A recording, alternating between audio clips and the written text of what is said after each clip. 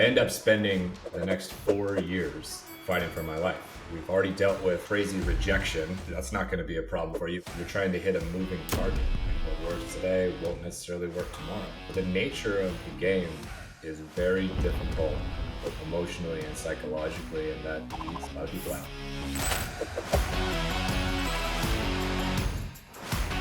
Welcome back to the Do Hard Things podcast. I'm your host, Gabe Lullo. I am jacked to be introducing our guest today, Scott Leese. You probably know him because he's highly influential on LinkedIn. He's a world-renowned sales and revenue strategist and fractional CRO and go-to-market leader. Scott's played a pivotal role as a sales leader and five-time founder.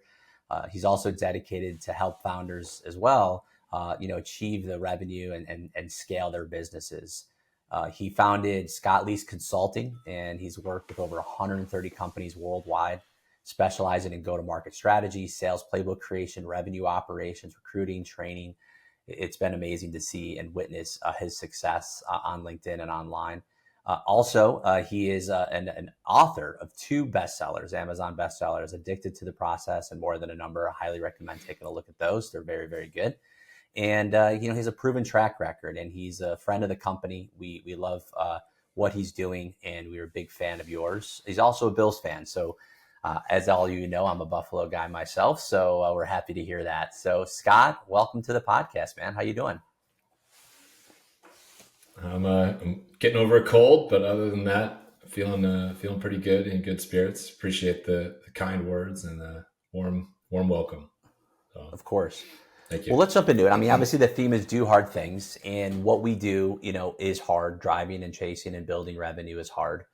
I guess my first question though is it really that hard? Like why is it so hard for companies and leaders to really figure this out? I mean, what gives? What's your thoughts there?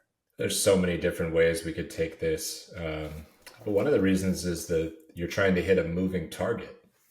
So what worked, this is hyperbole, but what worked yesterday doesn't necessarily work today. And what works today won't necessarily work tomorrow.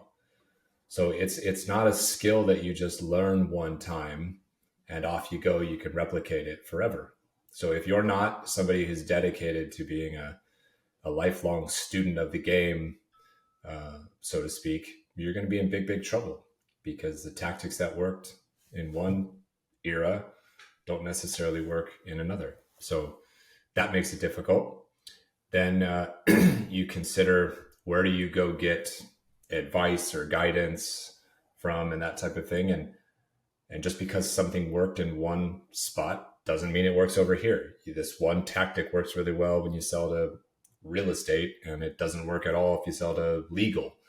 You do this one kind of methodology or process when you sell to the enterprise. That process doesn't work if you sell to B2C, if you sell to consumers. So there's so many different combinations of what makes it hard. But honestly, it all comes down to the amount of rejection, I think, that you deal with and face. You mentioned being a Bills fan, and anybody who's a sports fan probably knows about statistics a little bit and averages and whatnot. And, the Major League Baseball playoffs are going on right now. You watch baseball and you think, if somebody goes 3 for 10 and bats 300 and they do that long enough, they're a Hall of Famer. That means they're failing 70% of the time. If I make 100 phone calls and close 30 deals, I would probably be considered the greatest salesperson in the history of humankind, because we don't have that type of success rate. If we made 100 calls and closed 1 deal, you're phenomenal. So you're talking about a 99% or higher failure rate being the gold standard of success. There are just not that many humans on the planet who can deal with that level of rejection day after day, decade after decade, and make a full-blown career out of this. So the nature of the game is very difficult emotionally and psychologically, and that weeds a lot of people out, culls the herd. Absolutely, 100%. I think Jim Rohn said, "You bat 300 in baseball, you're a multimillionaire," right? So it's pretty awesome. So Yeah. walk me through this. Right, you have an impeccable story. I touched on it in the intro, but take me through just your origin story. Like, how did you get into sales? It's not usually people don't go to school for sales, right? So how did you get to where you started, and then how did you get to where you are today, leading go to market strategies for some of the most successful companies in the world? Yeah, I fell into it kind of out of nowhere, the way most people seem to do who end up in this profession. I grew up in a small town in Northern California. My dad's a teacher. My mom's was a part time nurse. So I have no model for running a business or selling or anything like that. Right. So all I kind of cared about while I was growing up was playing sports. I played a lot of sports, did pretty well. Ended up getting a two-sport scholarship and full ride to a D2 school in San Francisco. So I'm in college and I'm playing sports, practicing every day and traveling, having games and all this. The only thing that I thought to study was something that would be kind of interesting. And so I studied psychology as well as religion. And I had no mindset of, what am I going to do with this? What's my career path? Or how do I make money off of this? None of that stuff. And by the way, this is like in the mid to late 90s, which, if you know anything about San Francisco in the mid to late 90s, there was this thing called a .com boom happening. And I was Yeah, I heard going of to it. school like 30 minutes outside of San Francisco. Yeah, I missed that whole entire thing. I had no idea what was happening. Shame on me. Yeah, if I could go back and do something differently, I would probably pay more attention to all that. But I did. I Right. wasn't doing that. I was playing sports, having fun, studying cool stuff. So I graduate, and I do what any young kid does who doesn't want to go to work yet. They enroll in graduate school, so I can seem like I'm being productive still, without getting ridiculed and shamed all over the place. So went to graduate school at Arizona State, started studying learning theory as well as instructional design and technology.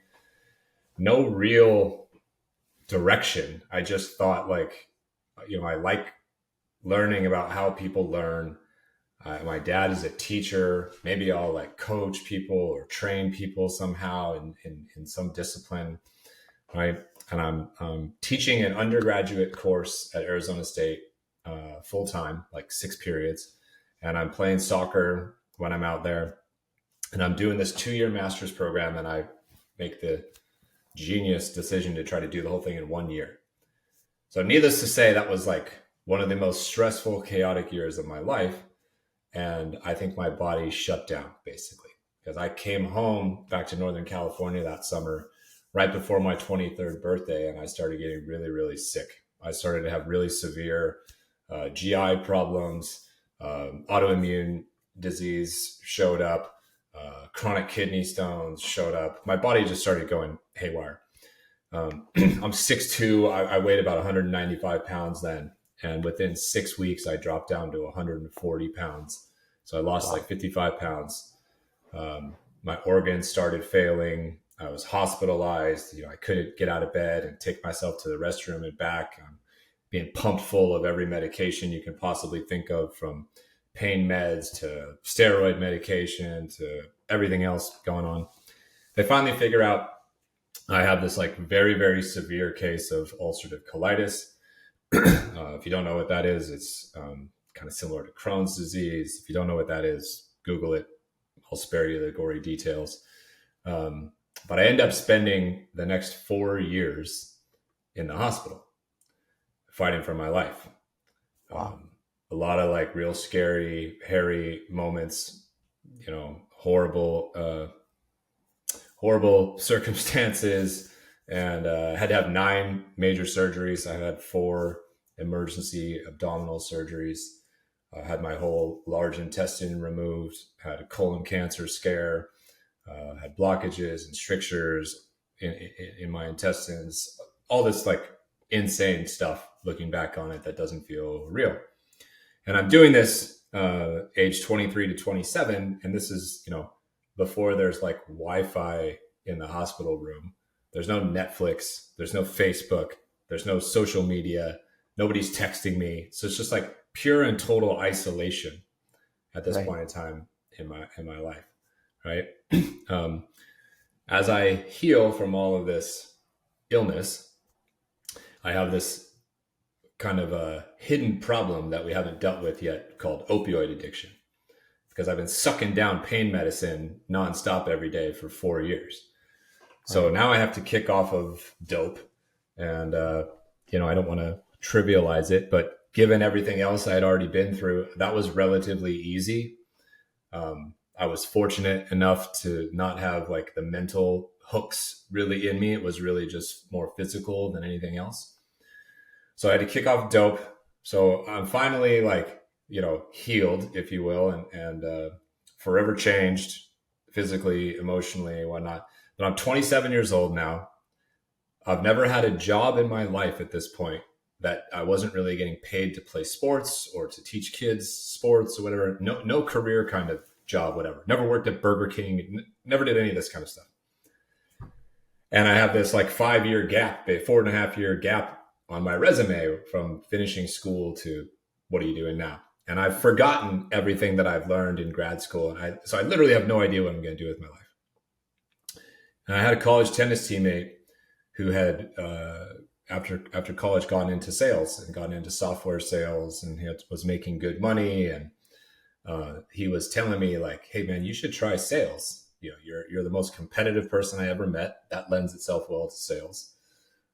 You've already dealt with like, crazy rejection. That's not going to be a problem for you. You've already dealt with hard things, right? Right. Um, you don't have to have a degree. You don't have to have studied sales. Just go find a startup that like doesn't care about experience, this kind of stuff, and give it a shot." And I thought to myself, well, I kind of understand this, because if you do really well, you get paid really well. If you do poorly, you get cut. And as an athlete, I kind of understood that mentality. Right. So that's what I did. I found an early stage startup in the Bay Area that was, took a flyer on me basically. And, the rest is history. It turned out I was pretty good at it. I moved into leadership pretty quick. And yeah, I've been building and scaling and teaching people how to sell and how to build sales teams ever since. That's incredible, man. That's an epic story, and in the epitome of do hard things. You brought up something that Yeah. I'm going to go off script here, because it's funny. It relates a little bit to my background. My mom was an educator and a teacher. It looks like, obviously, you were raised by educators. We have a mutual friend, Brian Vital, who used to work here and now over at Zoom Info. And it's funny. It reminds me of Brian, because huge competitor, probably one of the most competitive people I ever met, baseball scholarship, and went to school to be a teacher. Worked as a teacher for a year and was sick of being broke, right? Most underpaid profession, I would say, out there. But, you say, you're teaching salespeople, and I look at it the same way here. Like I just teach people to do what I did really well. And it's the same thing. So where do you think that educational piece comes into this for you from your, I think it was, you said your dad, right? There was an educator. Yeah. My dad. Yeah. Um, so much of leadership in particular is just coaching and kind of teaching people how to get where they want to go and how to get better at whatever the job is or the task is and that kind of thing. And in order to be a good teacher, you have to do a few things. You have to be very patient, number one. You have to give a shit about your student or your worker, whatever works underneath you. You actually have to care about helping this person. You have to be able to take complex problems and solutions and dumb them down to like a third grade level. You've got to be Right. really good at simplifying things. You got to be good at goal setting and chopping up big, hairy goals into really small kind of steps and pieces, right? And you have to understand that everybody learns differently, not just at their own pace, but also modality, methodology, and whatnot. And, when you're running large scale sales teams like I used to do of a couple hundred people, That's 200 personality types, 200 different ways people learn, 200 people who've got XYZ going on and don't want to feel like a number and want to feel like their boss cares about them and is invested in their success. So I did have a model for those things. Not only was my dad a teacher for 40 something years, he's one of the winningest high school soccer coaches in Northern California history. He won I'm going to misquote it. He's going to be mad at me, but he won something like, 10 years in a row without losing a game, something absurd like this. Yeah. Right. And you observe these things. I grew up with him. I learned by osmosis some of the things he specifically would share. And so, I think being able to incorporate a lot of that stuff helps as a builder and scaler and a leader of people. But you also sometimes have to educate prospects, right? A lot of people are unaware of certain problems that they have. So part of that is, I got to make Gabe aware that he even has this problem. Now I have to explain to him why he should care about fixing this problem. Now I have to explain to him why you should care about fixing it now. And now I have to explain to him how we solve it and why we solve it better, faster, cheaper than everybody else. There's a lot of education that goes into that. And again, a lot of patience and a lot of understanding humans. And, Gabe operates differently than Scott does. And I have to talk to Lexi differently than Gabe because she's a different person and this type of stuff, right? So if you see yourself as somebody who is inherently here to help other people get to wherever it is they want to go, it's actually not that big of a leap from teacher to salesperson to leader. Yeah. Nailed it. I mean, it's awesome. So let me ask you this. I study, the same thing you study, the personality types and, understanding people. And here's the biggest thing I need is just self-aware. I know Gary V talks about this a lot. Like the number one thing you can be is have self-awareness. So how do you as a leader who is coaching, let's say 200, but let's keep it down to a handful, how do you get them self-aware of their habits, their way of learning, their way of, being, on the right track? And how do you get them to give a shit, right? Because I think, setting those goals and setting that motivation is super important. But my mentor told me a long time ago, Gabe, you're not in the babysitting business. You're in the business of, finding the right people, right? But that's only half the problem. Once you have them, now you have to get them to really care and be self-aware of their faults so you can take them to the next level. What do you do to do that? I think I'd probably start by spending a lot of time with them. Yep. I spend a lot of time with the people who work for me, getting to know them, not talking about sales, not talking about work, just trying to understand like who you are, what you care about, why you're here, where you come from, what are the things you're going through. And just kind of trying to demonstrate again that I actually care and I'm here to help you. And you do that authentically enough. That's how trust is built. And when trust is built, in theory, if I've done a good job of it, I can shine the mirror back at you and tell you some things that you might not want to hear. And it's coming from a place of, of care and concern and love, so to speak, versus some other place where it's just like, you feel like a racehorse being whipped or, just a number or whatever. Like if I don't know you very well and I'm like, Gabe, what the fuck, dude? What are you doing? You're not hitting your number. You're not doing this, that, and the other, right? That doesn't land very well. But if you and I have a good relationship and I'm like, Gabe, you told me you want to do X, Y, Z. You told me you want to be here. Your behavior and your activity does not match and align with where you said you want to go. What's going on, dude? How come? Right? And you can get away with saying like some pretty sharp things to people when they trust you. And anybody who's worked with me long enough, and even my friends who have never worked with me will tell you like, I am harder on the people that I'm closest to than people that I don't know very well, because I tread carefully when I don't know you very well. And the more I know you, in theory, I've got a little bit of leeway to, push you a little bit more.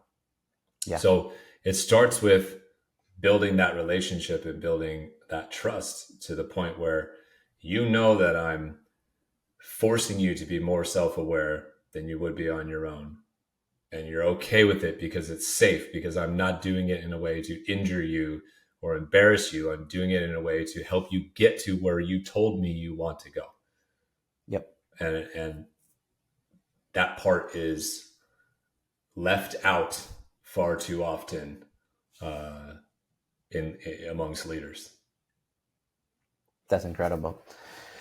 So what was that pivotal moment for you, right? When you went from employee to owner, right? How did you make that adjustment? And what was there an actual like aha moment? Like, hey, listen, I can do this on my own? Or like when you get that tipping point from doing it for someone else versus doing it for yourself, and of course providing it to your clients? Yeah. Some of it is confidence level. Some of it is experience and competence, if you will. Getting to a place where I feel like I don't know there's that much left for me to learn in this particular role, and there's not much left for me to earn in this particular role either. And I don't know. This game might be rigged a little bit. I remember hearing whispers about this kind of thing and being naive and thinking, oh, I work for a startup. Like if this company sells for $100 million, like I'm going to be a millionaire, right? When I first got in the game. And then you go through some of these things and you realize, boy, that's not true at all. Not even remotely true. And the only people who really make money, other than the random outliers, the only people who make money are the founders. Right. And I'm not talking about an income or a good, safe, stable living. I'm talking about money. I'm talking about fuck you money. And I'm on an island whenever I feel like it. Right. And so after I had built and scaled a couple of these teams, and I'm the VP of sales and I own 1% of the company or whatever. Right. Right. And I see a couple exits come through, and I'll just pick on you for a second, just for fun. It's like Gabe and I met, we built this company out of nothing. We sell the company for a couple $100 million. Gabe walks away with 30, 40 million bucks, and I walked away with 400,000. And I'm thinking to myself, this does not seem like a fair and equitable distribution of wealth for the value I delivered and created versus the value you delivered and created. And so after I'd been a VP of sales, I'd say 3 times, and definitely after the 4th time, I thought, I got to find a way out of this. Because at some point, I'm going to be too old and too tired and not have the energy to deal with all this kind of thing. And I'm not going to want to listen to some 23-year-old MBA graduate tell me, no, you can't leave early at 4:30 today, Scott, to go to your kid's baseball practice. It's like, I don't want to deal with this shit forever. Okay. There's only so much I can take. And so at that point, I thought, well, I have a couple choices. I can completely change my life and career and pivot industries somehow. That doesn't seem very appealing to me. I can become a startup founder myself and, go for that big home run. And I thought, well, that sounds like a lot of work, frankly. And there's a high probability of failure, right? Or I can take everything that I've learned and start teaching it to as many different people as possible. And rather than serving one master, I can serve maybe 5, maybe 10, maybe 20, and spread these things around. And rather than having all of my eggs in one basket with one income stream, I need to start having a lot of different income streams. I need a safety net. If this thing fails, I'm okay because this other thing is rocking and rolling. And so I started investing time and energy into some side kind of businesses, some brand building, content creation, networking, all of these kinds of things that are, normalized now. I started doing this relatively early on LinkedIn and and other places, and that has served me really well. So I wrote a couple books, for example. Not getting rich off of those books, but it's mailbox money every single month. And the books became a calling card where people would read the book and then message me and say, hey, man, I need help selling, or I need help teaching this team how to sell, or how did you build this thing? Maybe I want to talk to you about a consulting agreement. And so I started building up these side businesses while I was still a VP of sales.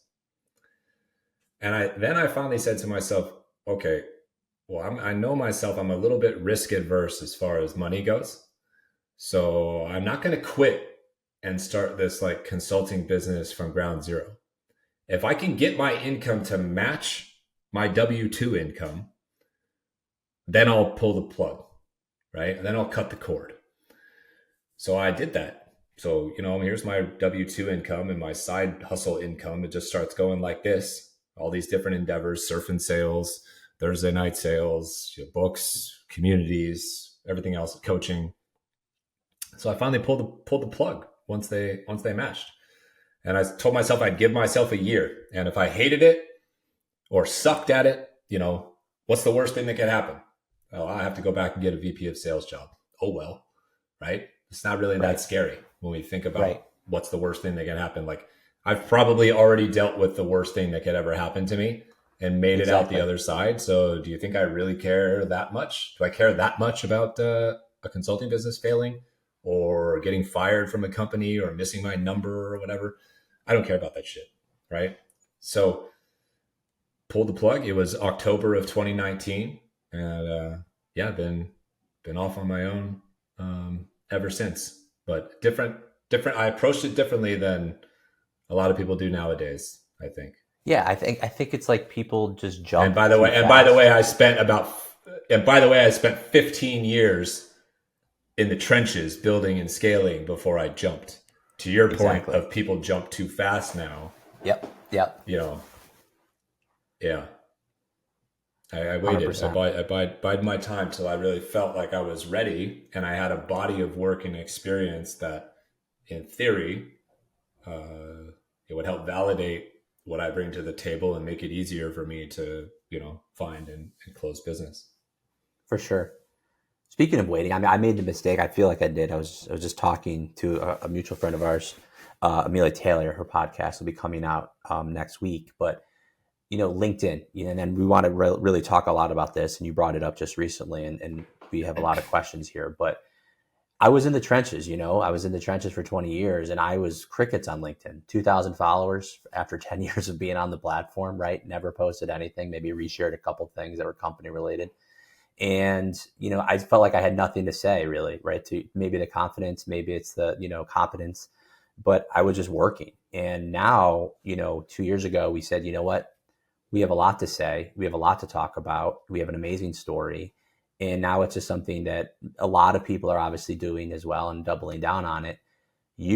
Were very early to the game. You have, over, 6 figures followers, but it's not just followers. I've noticed a lot about your followers. They're really in your space. They're they're in your ICP. They're industry leaders that are following you. Every time I mention your name, everyone resonates. So I heard a podcast once that you did that you were really intentionally building LinkedIn just to find recruitment. That's right. Instead of having to hire, or all these like recruiting platforms, it was your way to find good talent. Walk me through, though, how LinkedIn has completely impacted your current businesses and why you think people need to be spending time there, if at all. Oh, well, other than peer-to-peer referrals that are happening offline, 100% of my business comes from LinkedIn, I'd argue. I've been blessed to not have to prospect, not have to source. Everything comes inbound. And so for me, networking and creating content is this like demand gen function. And I am the lead magnet that pulls people in and opportunities kind of get generated. And I've been running a low 7-figure business for 5+ years now. And I think that people sometimes pause and go, oh, wait a second, what? I'm like, yeah, I've been doing 1.5 to 2.5 million for 5 years. I have 1 employee. I have like 90% margins. This is not a multi-million-dollar business that spends everything and I make 600 I make 6 figures a year. I keep almost everything. And it's all coming from the brand that I've built, the network that I've created, the work that I've done, the referrals that I get, the people who hopefully I've positively impacted in some way, who say good things about me, and so finds me because of that. The evolution of it is really interesting. To your point, the only reason I started growing my network on LinkedIn was to make recruiting easier for me when I ran sales teams. Right. And I had offices in 4 different places in the country at one job, for example. And I didn't want to post job ads everywhere or pay for recruiters or all this kind of stuff. And I'm like, why don't I just need to connect with like every salesperson in New York, every salesperson in Santa Monica, everybody in Austin, right? So that's what I did. Yeah. And this weird thing happened. I'd be like, hey, I'm trying to hire a few AEs, and all of a sudden I'd find them for free, right? And I morphed that over time as I started to, run my own business or do different things. It was no longer about AEs. It suddenly became about VPs or founders or VC folks or private equity people or whatever. So to your point about kind of cultivating a network intentionally, I'm kind of doing that. I'm trying to be around peers. I'm trying to be around people who might hire me one day, or I might hire one day, or might refer me business, right?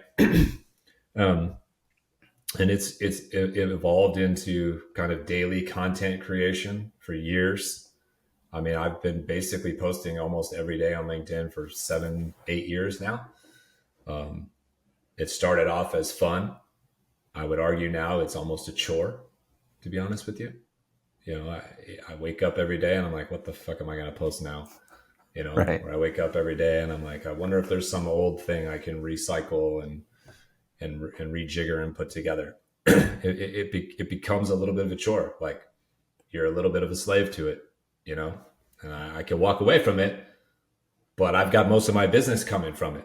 So that's a failure, you could argue, on my part. I haven't been able to diversify away from it enough. But opportunities continue to pop up that weren't there in the beginning. You think about this whole evolution of sales, especially in the last few years, that have accelerated with, telephony, kind of phone technology, spam cannon, email technology, AI stuff, right? Well, depending on who you listen to, I guess. But my belief is that it's harder than ever to cold call people and get them on the phone. And my belief is it's harder than ever to cold email people and get them to reply. And one of the ways that works better than anything these days to generate pipeline is this go-to-network, near-bound, peer-to-peer kind of referral motion. So how many people do you know is a leading indicator of, can you run this motion successfully? I've been able to monetize this in a few different ways. I've been able to monetize it as an individual, right? Gabe has prospects he wants to talk to, puts a list in front of Scott. I know some people, I make intros, Gabe closes a deal, I get paid. That's me monetizing directly. Right. Sometimes, those deals are worth hundreds of thousands of dollars. And as a referral partner, you're getting paid 10, 20% of that. It's a good chunk of change. I've also been able to monetize it because I've embedded it as part of the go-to-market teachings that I instill in all of my clients. So I teach all my clients how to do this kind of thing, right? That type of motion did not exist on LinkedIn 7-8 years ago when I first started. Now it's 100% a part of all the work I do with every client that I have and numerous vendor kind of partners that I work with, right? And I'm often trying to tell people, hey, you need to do this. You need to get with the program, and they can't because they neglected building a network, and now they're trying to play catch up. And I'm a firm believer in the future that it's going to be harder and harder than ever to open up new opportunities unless you are getting introed in to these opportunities. Yeah. So you could make the case that your cold call skills and your cold emailing skills are going to be less important soon than who you know and how many people you know and the strength of those relationships with people. And if I have two sales candidates that are everything else equal, and one has a network of 100,000 and one has a network of 1,000, I'm hiring the one with 100,000 every single time, all Yeah. other things being equal. And I think Yeah. it's going to be very, very difficult in the future for people without a network to prospect and open up opportunities. That's 100%. a big part of the evolution of the platform to me. Absolutely. So speaking of jumping and being self-aware, what are you telling founders who, like me, was hesitant to come to the party and need a push from Scott to say, listen, you need to start doing content. And so the reality is like this, this is what I hear, because I'm telling my founders who are working with us in our services saying, hey, your no-show rates are 20-30% right now on our appointments that we're setting for you, because nobody knows who you are, what you're doing.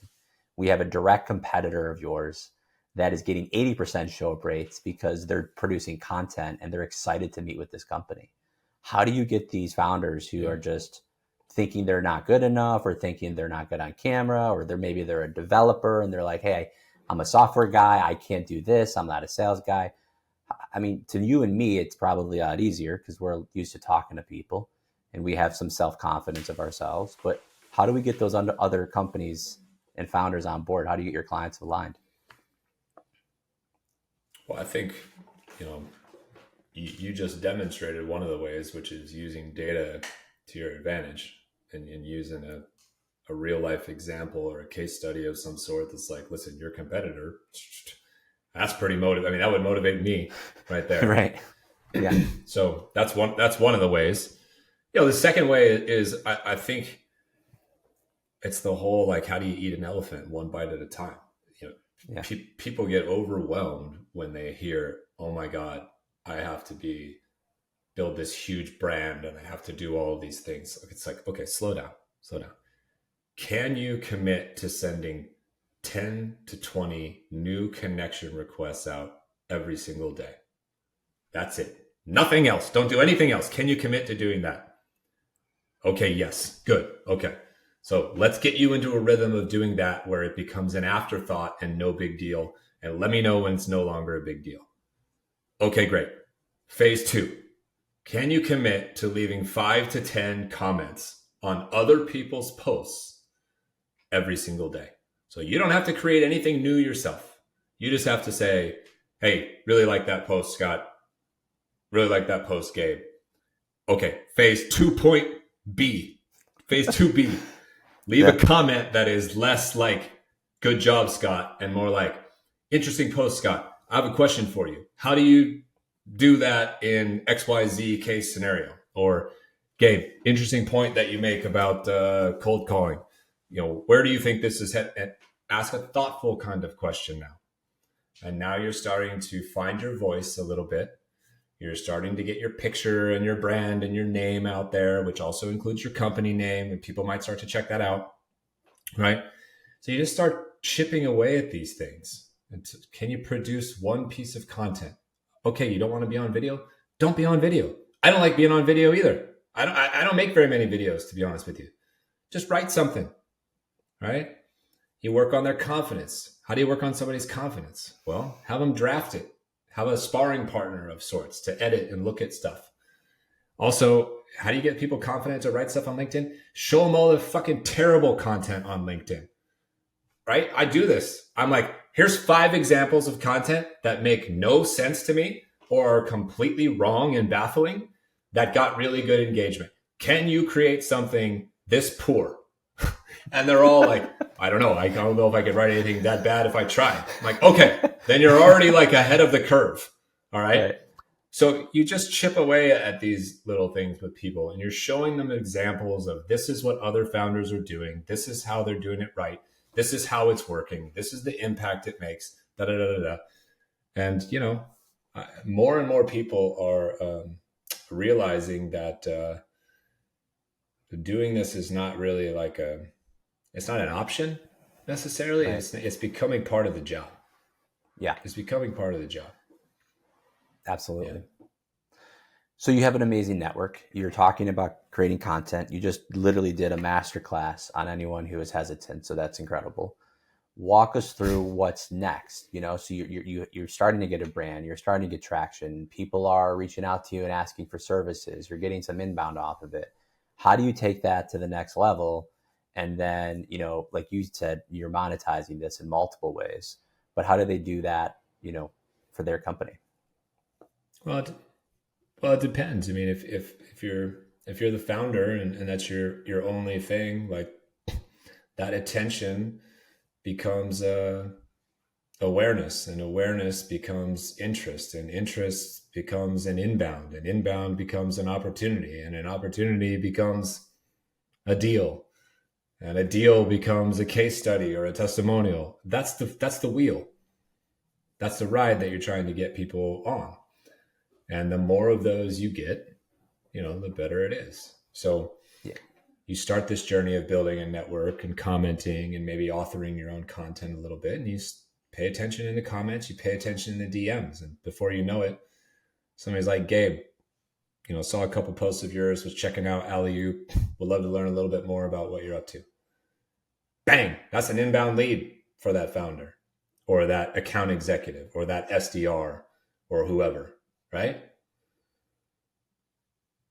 And, how to convert that inbound lead into closed revenue is a whole other podcast where you're talking about, right. Your pitch and finding pain and all that kind of stuff. But the hardest thing in the world right now is not actually closing deals. It's actually getting somebody's attention.